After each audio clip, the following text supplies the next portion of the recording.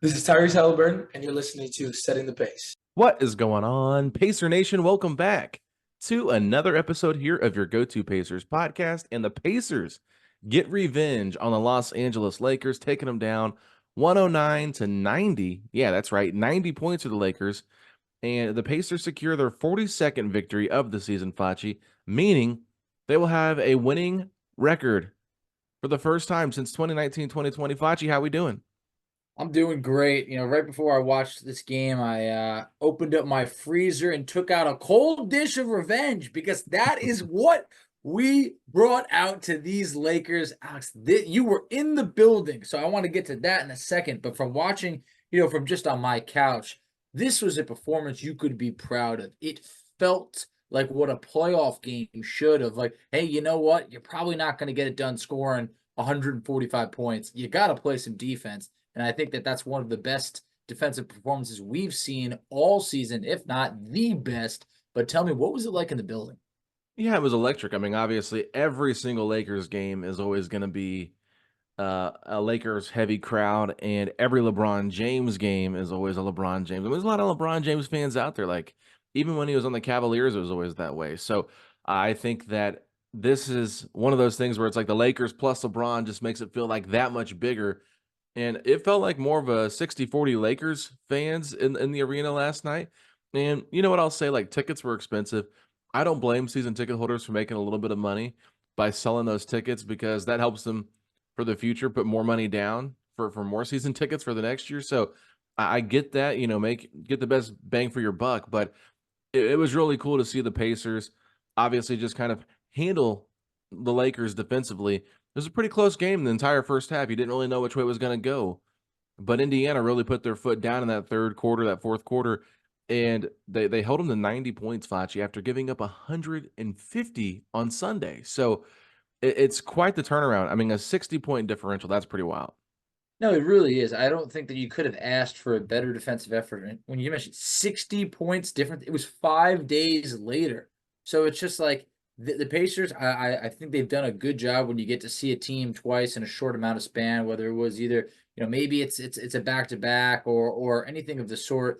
I think the Pacers responded. It also felt like, hey, we've said this before, and it's the first time, they really got up for this game. Like something about playing the Lakers and LeBron, it was a big test for this team. We talked about how, recently they just gave up 150, but this is also to the Lakers. But they also lost to the Lakers in the in-season tournament championship. So it felt like the Lakers were like that final boss, that obstacle that you needed to overcome to be able to say, like, okay, who else do we need to get past to really prove it to ourselves that we do belong? And I felt like this was a time that the Pacers didn't have that high offense, going. They didn't have the 120 plus points being scored. They were really able to kind of buckle down and make things tough for the Lakers. And I think that a couple key stats that really point out was the Lakers' inability to hit from three-point land. They went 5 of 30 in this game. That's good for 16%. Last time when we played the Lakers, they shot 48% from three. That's a huge difference. And then, Alex, whether it was a clean whistle, I don't know, whatever you want to call it, the free throw differential was barely even a differential. It was pretty much even in this game. The Lakers shot just 18 free throw attempts. They seemed almost not like the Lakers, like they could have been any other team compared to last time when the Lakers shot 43 free throws. Even if you want to say some of those might have been to fouling down the stretch, they still shot at least half of the amount of free throws than last game if you take out any late game fouling. And I will say this game did still feel very physical. It wasn't like there was a lack of physicality in this game that didn't draw fouls, So it felt like the officials let them play a little bit more. And I'm sure after the Pacers, that game just brought up a huge conversation all over social media. The Lakers still have been getting more free throws than their opponents after those games. But in this one, it felt like maybe they're going to try to right the ship a little bit, let them play a little bit more physical. But you're right. There's a lot of great things to look at here. But defensively, this is the biggest thing. The Pacers were previously 0-18, Facci, when they had scored less than 111 points. They scored less than 111 points, and they finally got a victory in one of those games. So that's a big sign right there for like, okay, they have improved the defense, but if you go back and look in the fourth quarter, after that Jalen Smith flagrant foul on Anthony Davis, it was like 90-83 with like 9 minutes left in the game. The Lakers scored 7 points in like 8 minutes and 47 seconds, the final fourth quarter. So that to me, also, it's just like, you know what? That is a massive defensive stretch right there for the Pacers to kind of hold the Lakers off from any fourth quarter comeback to get that 19-point victory. I mean, it was just incredible to see how the Pacers jumped out, built that lead a little bit more once they put their starters back in. The bench did all they could from that third to the fourth, but they were getting tired. And, you know, it was just great to see the defense step up big there and really hold the Lakers to just around 7 points over 9 minutes. No, it was great to see because I had that moment where I kind of like already started to count it as a win. Pacers were up like 14 at the time. I was like, wow, this is an incredible win. And then all of a sudden I saw this kind of shrink down to maybe it was 7 or 9 points or something like that. It was single digits, and I remember being like, oh, okay, anything could happen over here. But I think the Pacers really did buckle down and play a complete defensive showing. This wasn't just like one quarter they held the Lakers down. I mean, whether you want to go first quarter, 24 points, they give up to the Lakers, that's a win. Last time in the first quarter, it was 30 points, then just 25 in the second, 23 in the third, and just 18 in the fourth. Like you mentioned, there was that long stretch where the Lakers were just nowhere to be found. Last time when they played the Lakers, they gave up multiple 40-point quarters. So this was everything that you wanted to see, especially coming off of that letdown against Chicago. I just felt like you wanted to see, could the Pacers respond with only a handful of games left in the regular season. This felt like something you could build upon.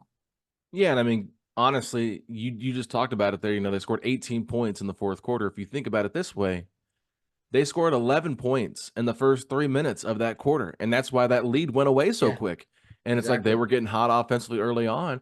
To hold them just to 7 points, like I said, the last 9 minutes, like that just goes to show you, like they scored more than what they scored the last 9 minutes in the first 3 minutes of that quarter. So it's one of those things where it's just like you never know where the scoring spurts are going to come from. But this was just one of those great defensive performances from the Pacers, and it started from top to bottom. And I felt like Tyrese Haliburton, Pascal Siakam, they were better defensively in this game than they have been in others. You know, I felt like early on Tyrese wasn't great defensively when I was watching him try to defend Austin Reeves or different players like that. I'm like, who is he going to guard out here? Yeah. But, Austin Reeves, while he was shaking and baking a little bit, he wasn't converting a lot. So I think that it was great to see him, have some big ooh and ah moments that the Laker fans were excited for, but it really didn't result in a whole lot. And I think that was huge for the Pacers, just trying to like maintain that Lakers crowd too, because it was very Lakers heavy. And I think you got to make sure you don't let them get out of control and kind of run the building wild. Yeah, when you're talking about Tyrese defensively, one key play stood out to me. Haliburton gets switched on to LeBron, and LeBron's trying to back him down. And me and probably every other Pacer fan, and definitely the Lakers, probably started going, oh man, get LeBron the ball. And then for Pacer fans, they're probably saying, okay, this get Haliburton out, we got to do a switch. And Haliburton anticipated the pass, poked it loose. At this point, it was 92-85, 7-point game. When Haliburton gets that steal, which led to a fast break basket, the Pacers went on a 12-0 run. During that time, that defensive play by Haliburton was a big play in this game that ended up, kind of really killing the momentum for the Lakers. And I felt like that was great. And that was something that I just didn't anticipate because you knew LeBron wanted to back him down. But Tyrese was ready for that, and that just kind of shows some of that defensive growth. He's always been good at poking the ball loose, getting steals, but to do that on LeBron, a guy that you're giving up a lot of size to, very impressive. Yeah, I mean, Tyrese Haliburton's a very smart player, so he's really good at poking balls loose and getting his hands in the lanes and things like that. It's just the on-ball defense that's not great for him, and sometimes even the off-ball defense can be a little bit tough for him when he's trying to chase a guy, but when he's able to kind of play almost safety, like free safety out there, that's when he's at his best. But he did have some nice moments here and there defensively, and it's good to see him kind of continue to grow on that end because you can tell there's just a much more there's a bigger effort there to put his best foot forward defensively. So that's what you like to see from Tyrese. But let's kind of move on here to Haliburton and Siakam and just what they did offensively to Facci, because they were so good in this game. They really carried the team. 43 of their 109 points, nearly half their points came from their big two. Siakam, 16 of his 22 in the second half, and Haliburton, 14 of his 21 were in the second half. Those two guys, really, they were not super present in the first half offensively, but you really felt them put their foot down in that third and fourth quarter and just kind of say, okay, enough's enough. We're going to take this team, put them on our back, and get this victory. And this is the two-man duo that has to get it done for the Pacers. Like we talked about the other night against Chicago, Andrew Nembhard led the Pacers in points. That's probably not going to come in a win. It's not. You need your star players to be stars. And yeah, the second half was huge for that. First half, I had a lot of questions. McConnell led us in points with 11, and you kind of wonder, okay, who's going to step up? What's it going to be? And Haliburton, he had some struggles last time against the Lakers, just 12 points. So to see him go for 21, 8, and 8, awesome stuff. I mean, look, it's not like we're going to say that the Haliburton rebounding was a major difference in this game, but I shared our record when Haliburton has 7 or more rebounds. I believe the Pacers are undefeated this year. So hey, it always helps that when he's crashing the glass, but great to see. But for Siakam, that's a guy that had his fingerprints all over this game. He killed the Lakers last time, so it made sense to continue to get him the rock. And I felt that that was a big difference in that third quarter where the Pacers outscored the Lakers by 9. And I feel like that's really where Siakam did a lot of his damage, had 10 points in that third quarter. Yeah, he was great. I mean, honestly, it was great to see Siakam just kind of figure things out. And he was 0 of 0 from 3, so he wasn't taking any shots from the outside. It was all inside the paint.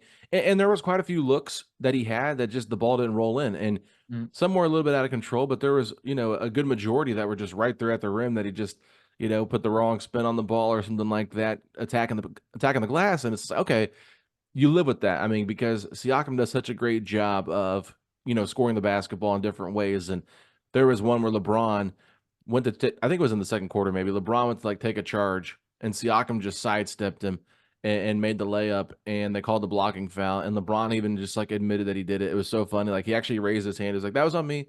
It's like, that's not very often that you see LeBron James admit when he fouls. I mean, usually because he's complaining about every call in the league, right? So it was just kind of cool to see Siakam just be able to outsmart LeBron on that play there, because LeBron was really anticipating a charge. And I thought, is 40-year-old LeBron James about to take a charge here on Pascal Siakam? He was trying to, but he just wasn't in the right position. So, yeah. Well, I would have been interesting to see what would have happened if they would have had made straight up contact. I mean, that would have been funny to see. I know, but there's still that moment because in that exact play, it's like, I get it. LeBron's, nearly 40 years old, but we've watched so much basketball that you kind of feel like LeBron's going to get the stop. You don't know whether it's going to be hey, he's going to block it at the rim or whatever, but it is an older LeBron. And I think that it was great to see Siakam, be able to score on that. And it just shows that, hey, no matter how old LeBron is, there's still that mystery of hey, he could get this stop right now. So always impressive anytime you can score on LeBron or anytime you could stop LeBron. I know we'll get into a little bit of the stop on LeBron later, but I just feel for Siakam and Haliburton, they had to set the tone in that second half. If you wanted to be for real, those two players had to get it going. And I feel that for Haliburton, good to see, just overall 7 of 15 from the field, 3 of 8 from 3. It's while it's not quite it's I don't know, close to 40% or so. Good to see him being, a more than capable 3-point shooter again. And Haliburton was a plus 27 in this game to lead all players. Yeah, 21, 8, and 8. I mean, just another good game from Tyrese. And, I think Dustin Dopirak tweeted out, he's like, "Can we say the slump's over?" And it's like, it's one of those things where it's like a game-to-game basis with Tyrese. You know what I mean? I think you can say the slump is over, but I think you can say that he's still inconsistent with his shot and figuring things out. And, he had some good looks on that, but he was really, I mean, if you take away the half-court heave that he had at the end of the first or the second quarter, then maybe the three-point percentage looks a little bit better than, right? 3 of 7, right? So 3 of 7 on actual attempts. Exactly. So you live with that, and you love it. So yeah, I mean, that was definitely a heave that had a very low chance of going in, but he's now scored 20 points in 4 of his last 6 games. So it really does feel that it's way different than maybe earlier in the month of March where the struggles were real. So he's now scored 20 or more 31 times this year. Hey, this is the first time in the NBA that he's had a winning record. So it's cool to see. We got to continue to build on it. But for tonight, I think that Tyrese's scoring ability and everything he brought to the game was a big difference compared to last time when the Pacers scored 145, but he only had 12 of them. So great to see Yeah. those two players get it going in the second half. Yeah, and I do want to say this too, because the last time I was at Gainbridge Fieldhouse was the Pacers' last home game against the Cleveland Cavaliers. And that's when we got that Tyrese Haliburton quote about, how this sucks. Yeah. And how he's just been terrible and going through a slump and whatever. Never like the worst slump he's gone through in his life. And tonight, after the game against the Lakers, I mean, the guy was all smiles. It was great because everyone thought the questions were over, but there was another person that was about to ask a question. And our PR guy, Mike Preston, was like, all right, thanks, everybody. And then this guy's like, oh, I had one. And Ty was like, come on, Mike, what are you doing? We got another question here. And you could just tell Ty was in such a different state of mind. So good to see him kind of shake that rust off a little bit. Love to see that because, we all love Tyrese Haliburton, obviously great player, but we want to see him happy. And when he's happy, that's when he plays better. He just plays with that joy on the court. Mm-hmm. And it felt like you really weren't seeing that for a stretch this year. So it's good to see him kind of get that joy back. We'll see if he can continue to build upon this. They've got 2 games up against the Nets the next 2 games. So maybe that's a little bit of a momentum booster there, playing a team that's not the greatest, but I think they might have won 3 in a row now if they won last night. So that's one of their longest winning streaks they've had. So they're playing their best basketball since the All-Star break. But yes, regardless, I will just say this. Good to see Tyrese's joy back, but are you ready to move on?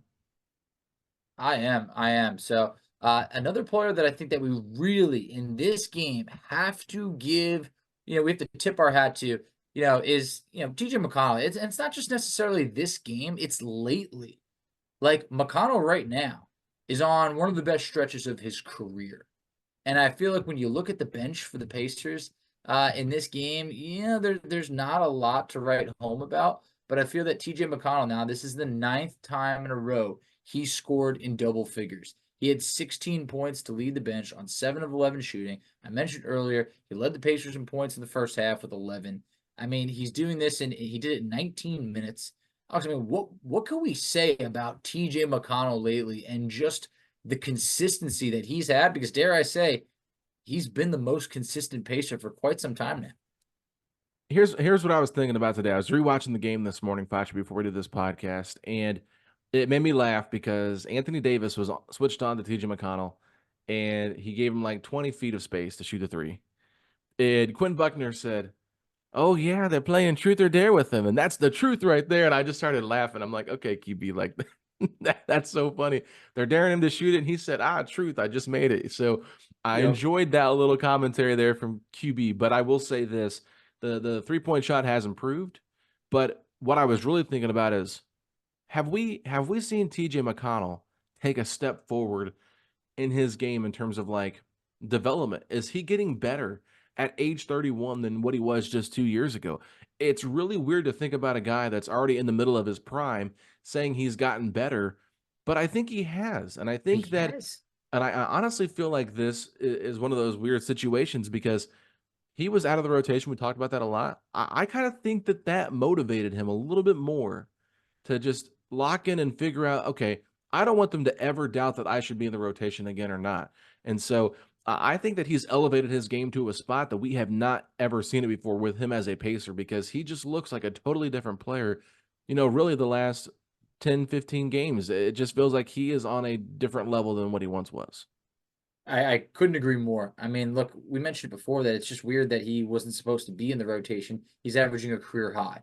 The 9.7 points per game, it's 1 full point ahead of his career high that he averaged last year, and he's doing it in less minutes. He's playing 18 minutes per night. That is a career low. He's scoring a career high. He's shooting 55% from the field. It's like, and look, and the 3-point attempts, I know there's not a lot, but he's shooting 38% from 3 on the year. He picks and chooses. He knows when to do it. The assist to turnover ratio is great. I mean, it's 5.3 assists to just 1.5 turnovers. I mean, great ratio. I feel that McConnell right now, that probably did light a fire under him because it wasn't that it was that his play had slipped or it was not as good as he used to. It was just, hey, we got some younger players ahead of you that we really want to emphasize and give more playing time to. And he showed just, hey, year and year, he's had to scratch and claw for everything that he's ever gotten. And you look at the guards that started on this team at the beginning of the season, you look at the guards that are here now. And the one thing that stayed is TJ McConnell managed to beat them out. The Bruce Browns or the Buddy Hields or anyone else that the Pacers have elected to move on from. It's like he's carved out his role that it would be a crime now for McConnell to not be in the game because the Pacers need him in the game. And I think that that's something that has just been amazing. We're happy to have. And I think that the league respects TJ McConnell. We start to hear random players from time to time talk about how he's either their favorite player or someone that they don't want to match up against. Or it's like that respect is there. And I couldn't be happier for a guy like TJ that had every opportunity to potentially sulk or ask for a trade, and none of the above happened in the beginning of the year. Yeah, when they were asking Darvin Ham pregame, like, how do you go about, stopping this Pacers team? He kind of went through some of the starters, obviously Haliburton, Siakam, but then he said, we got to really contain TJ McConnell with the second unit. And so when you hear a coach talk about TJ McConnell and what he makes or what he brings to this Pacers team and the importance that he plays, the important role that he plays on this team, it's kind of interesting just to hear it from a different perspective, because when you watch the Pacers, they're going to play fast. Haliburton, Siakam, Turner, Nesmith, like those kind of guys are going to go out there and put their foot down and really play good on both sides of the basketball and that kind of thing. This is your starting five, whatever. Like, they're really good, but like, nobody expects the 6-foot white point guard to come in here and just completely change the game, and not only change the game, but carry the second unit. Because one thing that we've talked about is, like, how are they going to fill the void of Benedict Mathurin not being in the game? Who's going to put the ball in the basket? Are they going to go, play the Siakam minutes? And we even saw last night, like, they decided, you know what? We're not going to play Siakam with the second unit. They brought Aaron Nesmith back. They put Doug McDermott on the bench. I think McDermott maybe played like 2 minutes in this game. Yeah. And so they go back to Nesmith to match the LeBron minutes. And then I think they ended up putting Turner back in for Jalen Smith. But it was never like, okay, Siakam, you're the offensive focal point. It was like, okay, here's what we're going to do. And it's all in TJ McConnell's hands at this point, because Ben Shepherd's not running offense for himself. Nesmith will never run offense for himself. Obi Toppin won't run offense for himself, and neither will Jalen Smith. So it's all predicated upon what can TJ McConnell do now. If TJ McConnell has a bad game, then I think the bench overall is going to have a bad game, just because you definitely need TJ McConnell to be good at getting into the paint, which he is great at. I mean, Caitlin Cooper said it on the podcast Friday that between him and Shai Gilgeous-Alexander, they're the top two in, getting into the paint and drives to the paint, and he's number one, where SGA is number two. So, per 100 possessions, I think is what it was. Yeah. So it's just really interesting to see what he's able to do and how, impactful he can be. But like, when he's scoring the way that he's scoring, it just opens up the floor for everybody, because now when he's driving, it draws defenders away a little bit. He's still not going to be the outside threat that you want him to be, but if he can shoot the ball wide open and make the three, or at least be semi of a threat, that to me is like, okay, that's improvement. So I've just been really impressed with TJ McConnell, because what he's going to do on a night-to-night basis. You know exactly who he is as a player, and you still can't stop him. And that to me just speaks volumes to, okay, you know what? He knows who he is, and he knows how to attack defenses, and he does it on a consistent basis. Sure, there's some times where I hate the shot attempts that he takes.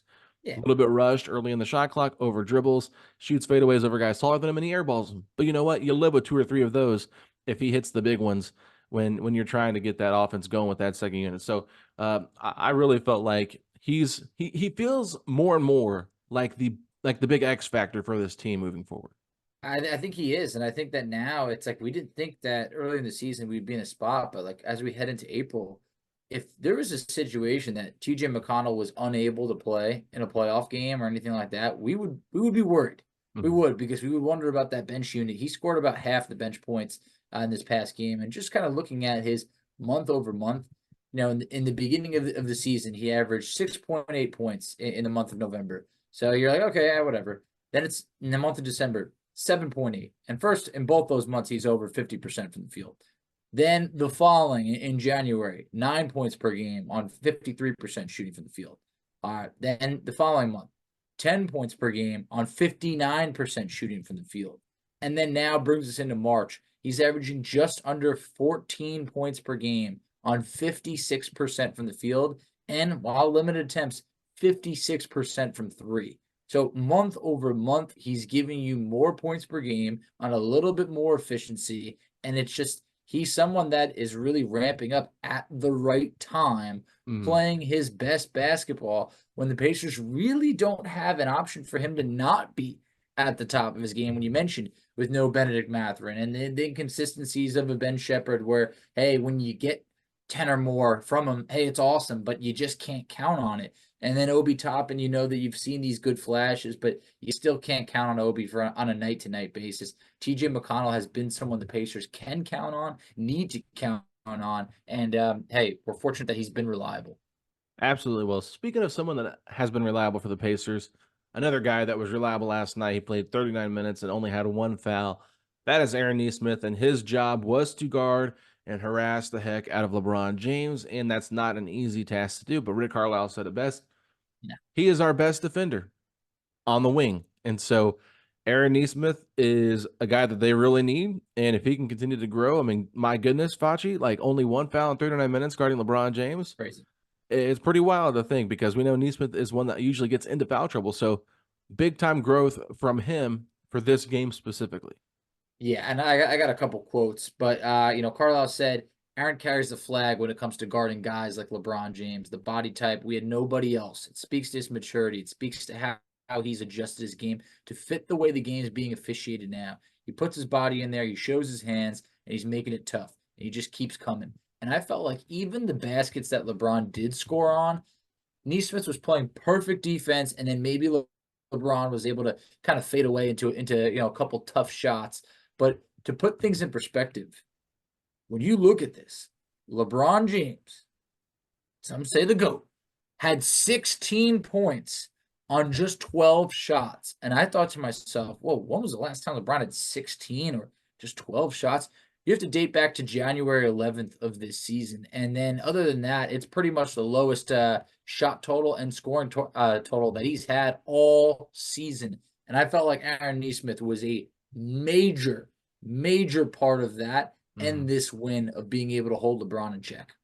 He really was. I mean, he was so good in this game, and he did a lot of little things, Facci. There was a play there in the third quarter. The Pacers had got off to a little bit of a hot start in the third quarter, and then the Lakers punched them back. And I think it was around a 4-point game. And Aaron Nesmith hit this huge three to just give them a lift to make it a 7-point game. And it felt like the Pacers really just kind of held on to that ever since. And it felt like, because there was like 3 possessions in a row where they missed shots. But Aaron Nesmith finally hit a three and just kind of, gave the, kept the ball in. Obviously, he's only shooting 2 of 7 from 3, which is not great, right?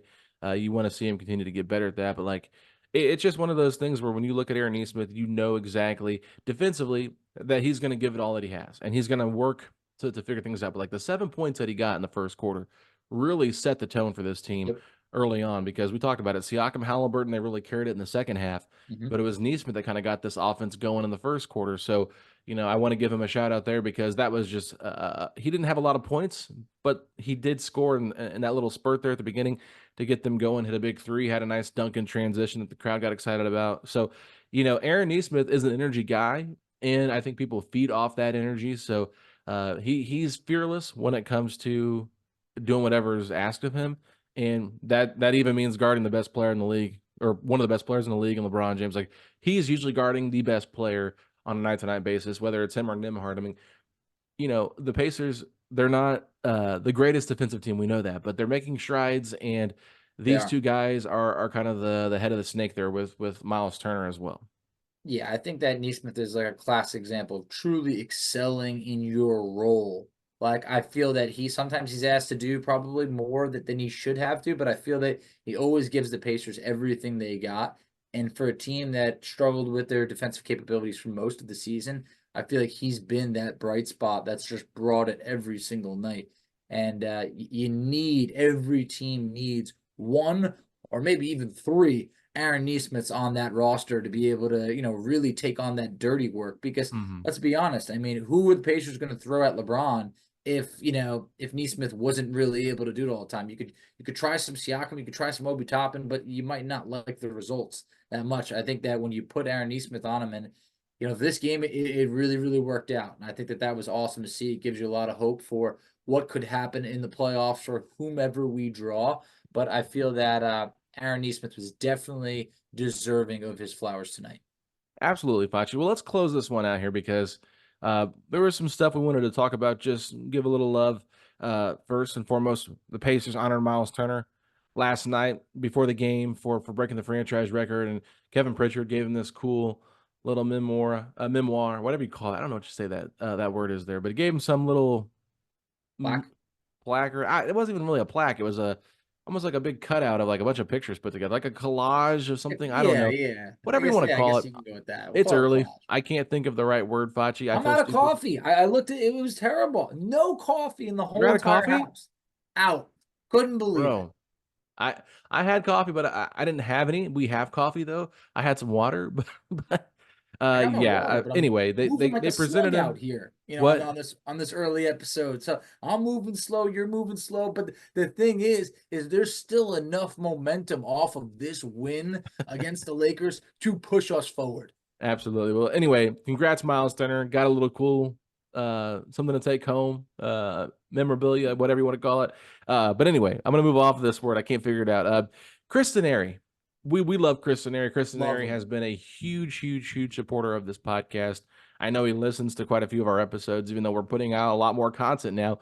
Hard to keep up with, and Chris is a very busy man. But his 2000th telecast for Pacer Sports and Entertainment was last night, and what a way to get your 2000th episode, your 2000th telecast done by getting a huge win over LeBron James, a guy that's been a thorn in the side of the Pacers for a while. But just congratulations to him. That includes fever games and things like that. I tried giving him a call last night just to wish him congratulations, but he was out celebrating with his son. So I'm happy for him for being able to do that. But we love Chris Denari. Chris Denari is just a great guy.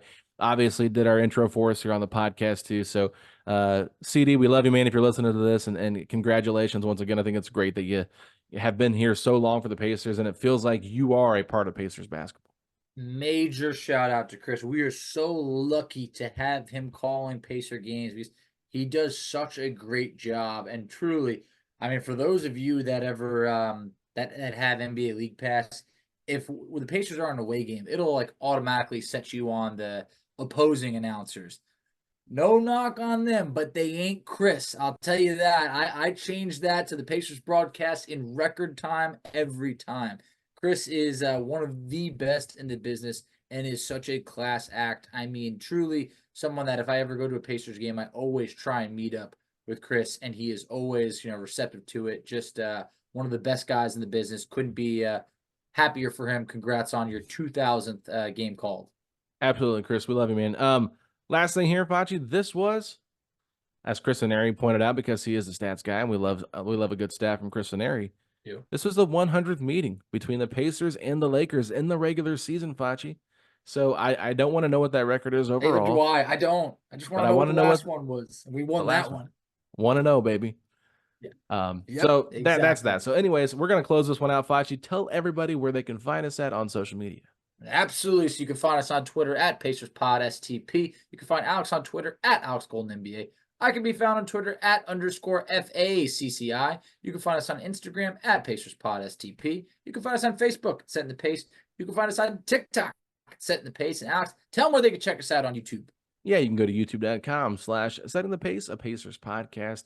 Please like, subscribe, let us know what you think in the comment section below. We always appreciate the feedback. But if you haven't, go to our audio platform, whether that's Spotify, Google Podcast, Apple, wherever you get it, and please subscribe to that and leave us a 5-star rating and review. We definitely want to continue to get more of those as it helps more people find this podcast. But thank you all so much for tuning in, and what a great game by the Indiana Pacers, Facci. It was a lot of fun to see LeBron James, Anthony Davis go down finally after the Pacers had really struggled with them the first two matchups they had this year with them. So big time win for the Pacers as they hold on to the 6th seed.